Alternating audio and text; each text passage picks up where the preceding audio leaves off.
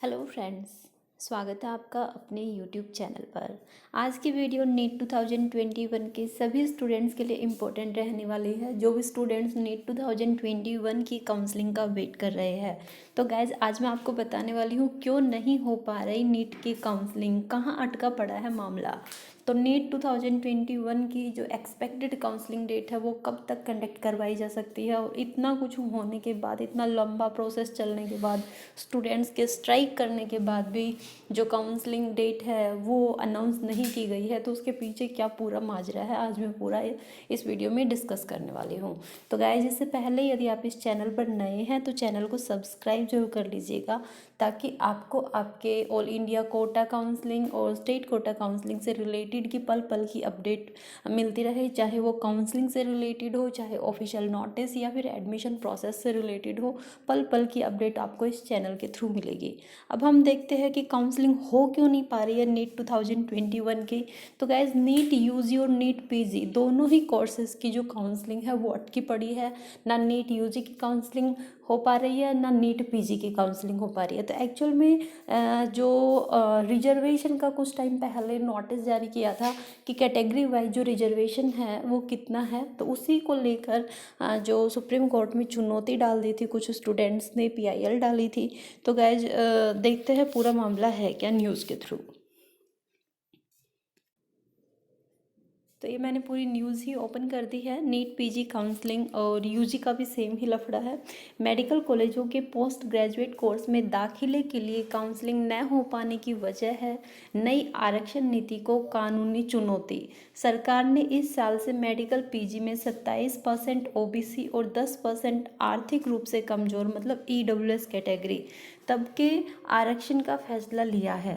इस नीति में अलग अलग याचिकाओं के जरिए सुप्रीम कोर्ट में चुनौती दी गई है। कोर्ट ने खास तौर पर निर्धन वर्ग की पहचान के लिए रखी गई सालाना 8 लाख रुपए आय की सीमा पर सवाल उठाया है।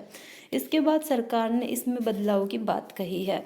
सुप्रीम कोर्ट में यश टेकवानी, नील ऑरेलियो नून्स, मधुरा कविश्वर समेत कई डॉक्टरों ने 29 जुलाई को आए केंद्र सरकार और मेडिकल काउंसलिंग कमेटी की अधिसूचना को चुनौती दी है। इसी अधिसूचना में ओबीसी के लिए 27 और ईडब्ल्यूएस के लिए 10% आरक्षण की व्यवस्था की गई थी।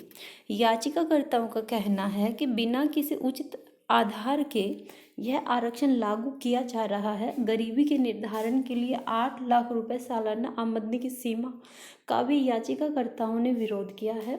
उनका कहना है कि बिना किसी विचार विमर्श के या सोच विचार के सरकार ने ईडब्ल्यूएस श्रेणी के लिए पात्रता वही रख दी जो ओबीसी के क्रीमी लेयर की सीमा है।